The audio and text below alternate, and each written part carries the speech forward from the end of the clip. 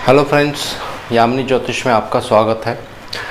तो आज दोस्तों एक बहुत ही सिंपल टॉपिक यहाँ लेने जा रहा हूँ। बहुत सारी मेरे पास रिक्वेस्ट आई थी और जब बहुत सारी रिक्वेस्ट एक जैसी हो जाती हैं तो मैंने आपको लास्ट वीडियोस में भी बताया है कि फिर मैं उसको एक वीडियो के माध्यम से जो क्वेरी होती है वो क्लियर कर देता हूँ। तो ये जो क्वेरी है दोस्तों, ये संतान उत्पत्ति को लेकर है। बहुत सी मेरे पास क्वेरीज आती हैं कि संतान होने में प्रॉब्लम हो रही है या संतान हो जाती है तो उसके बाद भी कुछ बहुत ज़्यादा दिक्कतें आती हैं।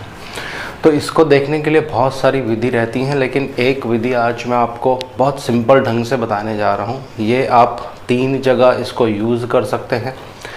जब आप कुंडली मिलान करेंगे वहाँ पे आपको ये सहायता दे सकती है। जब आप प्रश्न कुंडली देखते हैं किसी भी व्यक्ति की और संतान के बारे में प्रश्न रहता है, वहाँ पे आपकी ये सहायता कर सकता है। और आप इसको यूज़ कर सकते हैं नॉर्मल जब किसी की संतान नहीं हो रही है। इस विधि को वहाँ पे भी अगर आप इस्तेमाल करेंगे तो वहाँ पे भी बहुत अच्छे रिज़ल्ट जो है आपको देखने को मिलेंगे। तो आइए वीडियो आरंभ करते हैं। वीडियो आरंभ करने से पहले बहुत बहुत धन्यवाद जो लोग मेरा चैनल सब्सक्राइब कर रहे हैं। और मैं रिक्वेस्ट करता हूँ सबसे कि मेरा जो दूसरा चैनल है सिया एस्ट्रोलॉजी, उस पर अभी धीरे धीरे वीडियोस अपलोड होनी स्टार्ट हो जाएंगी। अभी 2 या 3 वीडियोस ही अपलोड हुई हैं, वो सारा इंग्लिश वर्जन है दोस्तों। जो भी मेरी वीडियोस यहाँ पे आएंगी धीरे धीरे वो सारी वीडियोस इंग्लिश में भी वहाँ आने लगेंगी। तो आइए वीडियो आरंभ करते हैं। संतान सुख, जी हाँ, बहुत ही एक गहरा विषय है ये। और अक्सर ऐसा देखा जाता है कि ये डाइवोर्स तक की भी नौबत आ जाती है जब हस्बैंड और वाइफ के बीच में संतान सुख की प्राप्ति नहीं हो पाती है।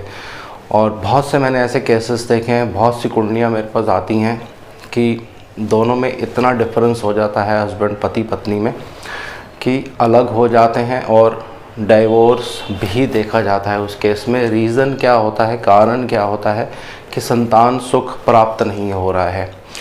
तो देखिए, इसको देखने के लिए कुछ बेसिक चीज़ें पहले मैं आपको बता रहा हूँ। 5 भाव ऐसे हैं जो आपको ज़रूर देखने चाहिए। कारक उसके बृहस्पति, ये ज़रूर देखने चाहिए। और एक बहुत ही महत्वपूर्ण छाया ग्रह है गुलिक, उसको आपको ज़रूर देखना चाहिए। तो ये 5 भाव कौन से हैं? पहला, जिस भी जातक की आप कुंडली देख रहे हैं या जातिका की कुंडली देख रहे हैं, उनका लगन भाव। लगन भाव हर जगह बहुत बहुत अहम अपना जो है रोल प्ले करता है दोस्तों। अगर लगन भाव पीड़ित होगा तो जितने भी अच्छे कुंडली में राजयोग होते हैं या जो और धन योग होते हैं, उनमें उनकी पूर्ण रिजल्ट देने की क्षमता कम हो जाती है। लगन और लग्नेश का बलि होना अति आवश्यक है किसी भी कार्य सिद्धि के लिए। दूसरा भाव है पंचम भाव, जो कि संतान का भाव माना जाता है। तो पंचम भाव पे भी अगर बहुत ज़्यादा पाप प्रभाव होगा तो अक्सर मैंने बहुत से कुंडलियों में देखा है ये विवाह में भी देरी करता है दोस्तों। विवाह से भी इस भाव का संबंध बनता है और इस पे आने वाले समय में और वीडियो से आपको एक्सप्लेन करूँगा कि क्यों पंचम भाव इतना ज़्यादा आवश्यक है विवाह के लिए। तो संतान के लिए पंचम भाव देखना बहुत ज़रूरी है। और उसके साथ साथ पंचम से पंचम जो भावार्थ भावम थ्योरी होती है, नवम भाव। नवम भाव भी बहुत इम्पॉर्टेंट हाउस है कुंडली में, क्योंकि ये भाग्य भाव है। भाग्य में अगर कुछ लिखा होगा तभी उसकी प्राप्ति आपको होती है, तो इसलिए ये भाव भी बहुत अहम भाव है। अब इन तीनों भावों के अलावा 2 और ऐसे भाव हैं जो बहुत ज़रूरी हैं देखने, वो हैं सप्तम भाव। जी हाँ, सप्तम भाव जो होता है ये सेक्सुअल रिलेशंस का भाव है दोस्तों, जहाँ से पति पत्नी का सेक्स से रिलेटेड संबंध बनता है। अगर यहाँ पे बहुत ज़्यादा पीड़ा होगी तब भी संतान उत्पत्ति में जो है दिक्कतें देखी जाती हैं। इसके बाद है अष्टम भाव। अष्टम भाव आपके कुंडली में, आपके शरीर में गुप्त अंगों को सिग्निफाई करता है। अगर गुप्त अंगों में पीड़ा होगी या वहाँ पे कुछ रोग होगा तो भी संतान उत्पत्ति नहीं हो पाती है। इसलिए अष्टम भाव पर भी अगर बहुत ज़्यादा बुरा प्रभाव रहता है तो ये मैरिज में तो डिले करता ही करता है, लेकिन संतान उत्पत्ति में भी विघ्न डालता है दोस्तों। तो ये 5 भाव देखने बहुत ज़रूरी हैं। साथ साथ आपको कारक जो हैं बृहस्पति देव संतान के, इनको ज़रूर देखना है। और नवांश कुंडली में आज एक आपको मैं नई टेक्निक बताने जा रहा हूँ। वो आप बहुत जगह यूज़ कर सकते हैं, अपने प्रोफेशन को लेकर यूज़ कर सकते हैं, अपनी मैरिज को लेकर यूज़ कर सकते हैं, किसी तरह का आपको लाभ देखना है अपने जीवन में, वहाँ पे यूज़ कर सकते हैं। तो वो टेक्निक अभी मैं आपको बीच में एक्सप्लेन करूँगा। इसके बाद एक बहुत महत्वपूर्ण है गुलिक। जी हाँ, बहुत से लोग इसको मिस करते हैं, लेकिन गुलिक अपने आप में बहुत ही एक बाधक और विनाशकारी छाया ग्रह माने जाते हैं दोस्तों। अगर गुलिक का रोल आपके संतान सुख के बीच में आ जाता है तो फिर संतान होना बहुत ही मुश्किल हो जाता है। लेकिन अगर नवांश उस चीज़ को पॉजिटिव वे में एक्सेप्ट कर लेता है तो फिर संतान उत्पत्ति हो जाती है। अभी आपको मैं एक एग्जांपल के माध्यम से बताऊंगा कैसे लगन कुंडली और नवांश कुंडली को एक साथ कंबाइन करके देखना है। अब इन सब के ऊपर एक बहुत ही अच्छी विधि है दोस्तों, और ये बहुत सिंपल विधि है। इस पे पहले भी मेरी एक वीडियो है, उस पे सारी मैंने कैलकुलेशन बताई है। इसको कहते हैं बीज सफुट और क्षेत्र सफुट। बीज सफुट जो होता है ये पुरुष कुंडली में उसके वीर्य को सिग्निफाई करता है। अगर कुंडली में आपका वीर्य कमज़ोर होगा, इंग्लिश में जिसको स्पर्म्स कहा जाता है, तो संतान उत्पत्ति में बाधा आती है, प्रॉब्लम आती है, दिक्कतें देखी जाती हैं। तो बीज सफुट कैसे निकाला जाता है ये मैं आपको पहले बता देता हूँ। इसमें 3 ग्रहों को लिया जाता है, सूर्यदेव, शुक्रदेव और गुरुदेव। इन सब की राशि अंश कला को आपको जोड़ना है। उसके बाद आपके पास एक राशि अंश कला आ जाएगी। वो राशि जहाँ पे भी कुंडली में आएगी आपकी जन्म कुंडली में, वो बीज सफुट कहलाता है। यानी जहाँ से आप एक स्त्री के साथ मिलन करेंगे और आपका जो बीज है एक नई जीवात्मा को जन्म देने में कार्य करता है। लेकिन जब जिस राशि में वो बीज आता है वहाँ पे अगर पीड़ा हो जाती है, गुलिक वहाँ पे आ जाते हैं, या गुलिक जिस नवांश में रहते हैं उसके लॉर्ड भी अगर उस राशि में आ जाएंगे, तो संतान उत्पत्ति में या संतान सुख में बाधा देखी जाती है दोस्तों। ये बहुत ही एक इम्पॉर्टेंट पॉइंट है जो मैं आपको अभी बताने जा रहा हूँ। इसी तरह से स्त्रियों की कुंडली में क्षेत्र सफुट देखा जाता है। क्षेत्र उस चीज़ को माना जाता है जहाँ पे संतान की उत्पत्ति होती है स्त्रियों के शरीर के अंदर। तो अगर जो क्षेत्र सफुट आता है ये 3 ग्रहों से निकाला जाता है, मंगलदेव, चंद्रदेव और गुरुदेव। तो इन तीनों के राशि अंश कला जब आप जोड़ देंगे तो आपके पास एक राशि अंश कला आ जाएगा। फिर वो जो राशि है वो क्षेत्र सफुट बन जाती है। तो उस राशि पे अगर बहुत ज़्यादा पीड़ा होगी कुंडली में, या बहुत ज़्यादा मेलेफिक प्रभाव होगा, या गुलिक वहाँ आके विराजमान हो जाएंगे और किसी तरह का शुभ प्रभाव उस पर नहीं होगा, तो आप देखेंगे वो जो स्त्री होगी वो संतान उत्पन्न करने में सक्षम नहीं होगी। उसको किसी तरह का उसके गर्भाशय में रोग हो सकता है दोस्तों। तो ये एक बहुत ही अद्भुत विधि है, और ये इसकी जो कैलकुलेशन है कि बीज सफुट और क्षेत्र सफुट कैसे निकाला जाता है, इस पे मेरी वीडियो है, आप देख सकते हैं वहाँ जाके। और अभी यहाँ बताऊँगा तो वीडियो बहुत लंबी हो जाएगी। इसके बाद आप क्या करना है, हमें एक एग्ज़ाम्पल अभी मैं लेता हूँ आपके सामने। ये एक पुरुष की कुंडली है। इनकी कुंडली में बीज सफुट जो है दोस्तों 2 नंबर राशि में आ रहा है। 2 नंबर राशि में ही इनके गुलिक भी विराजमान हैं दोस्तों।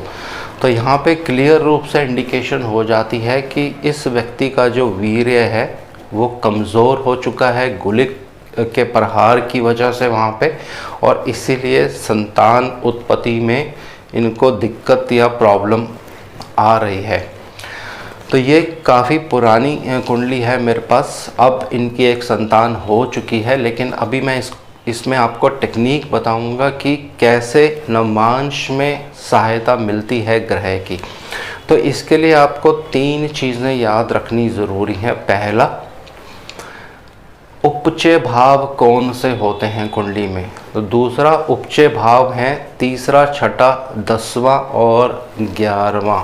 ये कुंडली के उपचय भाव होते हैं। उपचय भाव का मतलब होता है जहाँ से आपका विकास होता है, समृद्धि के ये कारक होते हैं, ग्रोथ होती है जहाँ से आपकी।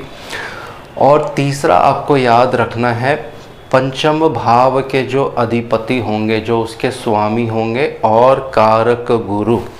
अब इस कुंडली में वीर्य कमज़ोर हो गया यहाँ पे गुलिक की वजह से, लेकिन मैंने पंचमेश को देखा और कारक बृहस्पति को देखा, तो यहाँ पे भाग्यवश कारक और पंचमेश एक ही ग्रह बन गए हैं, वो है बृहस्पति। तो नवमांश कुंडली में अगर आप देखेंगे बृहस्पति 11वें भाव में है दोस्तों। तो इसका मतलब क्या होता है कि अगर ये व्यक्ति लगन कुंडली से आपको दिखता है कि इसके वीर्य पे जो बीज है वो कमज़ोर है, कुंडली में वीर्य में ताकत नहीं है संतान उत्पत्ति की, गुलिक भी वहाँ आ चुके हैं, तो क्या इलाज के द्वारा ये ठीक हो सकते हैं। तो ये बताता है नवमांश। जी हाँ, यहाँ पे नवमांश का रोल जो है वो बहुत इम्पॉर्टेंट रहता है।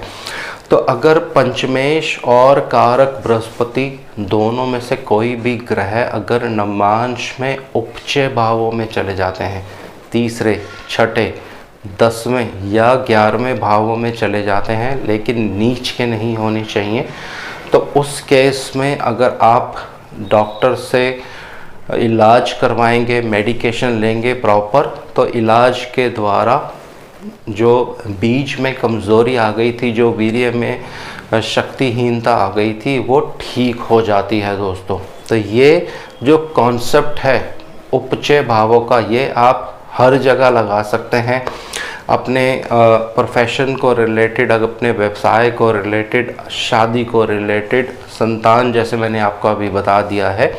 तो ये पॉजिटिव चीज़ अगर आपको नवमांश में दिखती है, अगर कोई लगन कुंडली में ग्रह आपके कमज़ोर हैं लेकिन नवमांश कुंडली में वो उपचय भाव में चले जाते हैं, ग्रोथ वाले भाव में चले जाते हैं, तो फिर आपको चिंता करने की ज़रूरत नहीं होती है। वो ग्रह जो कुंडली में वीक था वो आपको अपना रिज़ल्ट अवश्य देगा दोस्तों।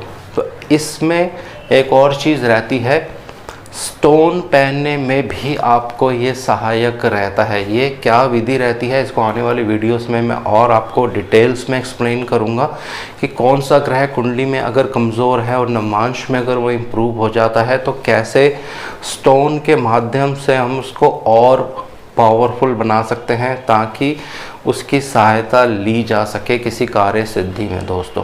तो ये बहुत ही सिंपल सी एक वीडियो थी संतान उत्पत्ति को लेकर। अगर आप कुंडली मिलान कर रहे हैं लड़का और लड़की की, तो ये जो विधि है दोस्तों, बीज स्फुट और क्षेत्र स्फुट, इसको आप ज़रूर देखिए। अगर इस पे बहुत ज़्यादा पीड़ा होगी, चाहे वो मेल पुरुष की कुंडली हो, चाहे वो स्त्री की कुंडली हो, अगर ये कमज़ोर अवस्था में होंगे, पाप प्रभाव में होंगे और यहाँ पे गुलिक आ जाएंगे, तो फिर संतान उत्पत्ति में दिक्कत होती है। तो ऐसे केसेस में जब कुंडली मिलान की जाती है, अगर आपको ये चीज़ पहले ही दिख जाती है, तो पहले ही आपको उसकी रेमेडी कर लेनी चाहिए। रेमेडी आप तब कर सकते हैं जब नवमांश आपको प्रॉमिस करेगा। अगर नवमांश में पंचमेश जो हैं ग्रोथ वाले भाव में चले जाएंगे, या कारक बृहस्पति स्वयं ग्रोथ वाले भाव में जाएंगे, तो इसका मतलब है कि अगर कुंडली में कुछ प्रॉब्लम है, संतान उत्पत्ति में कुछ दिक्कत है, तो इलाज द्वारा उसको ठीक किया जा सकता है दोस्तों। लेकिन यही पंचमेश या यही कारक बृहस्पति अगर नवमांश कुंडली में अष्टम भाव में चले जाएंगे या छठे भाव में चले जाएंगे, तो फिर इसका मतलब है कि जो रोग आपको कुंडली में दिख रहा है, लगन कुंडली में, वो ठीक होने में बहुत प्रॉब्लम होगी, ठीक होना उसके लिए संभव नहीं होगा दोस्तों। तो नवमांश इस चीज़ को देखने में हमेशा आपकी सहायता करेगा हर फील्ड में। तो आज के लिए इतना ही, थोड़ी सी सिंपल वीडियो थी। बहुत सारी क्वेरीज मेरे पास आ रही थी संतान सुख को लेकर, संतान प्राप्ति को लेकर। तो उनमें से एक ये विधि है दोस्तों। ऐसी बहुत सी विधियां रहती हैं जो संतान सुख को लेकर या संतान प्राप्ति को लेकर देखी जाती हैं कुंडली में, जिसमें और बहुत से प्लैनेट्स जो ग्रह हैं वो अपना रोल प्ले करते हैं। लेकिन ये सबसे एक सूक्ष्म विधि है, आसान विधि है और बहुत एक्यूरेट इससे आपको रिज़ल्ट भी देखने को मिलता है दोस्तों। तो आज के लिए इतना ही, और नेक्स्ट वीडियो में कुछ और अच्छी जानकारी आपके सामने मैं प्रस्तुत करूँगा। जय शनिदेव।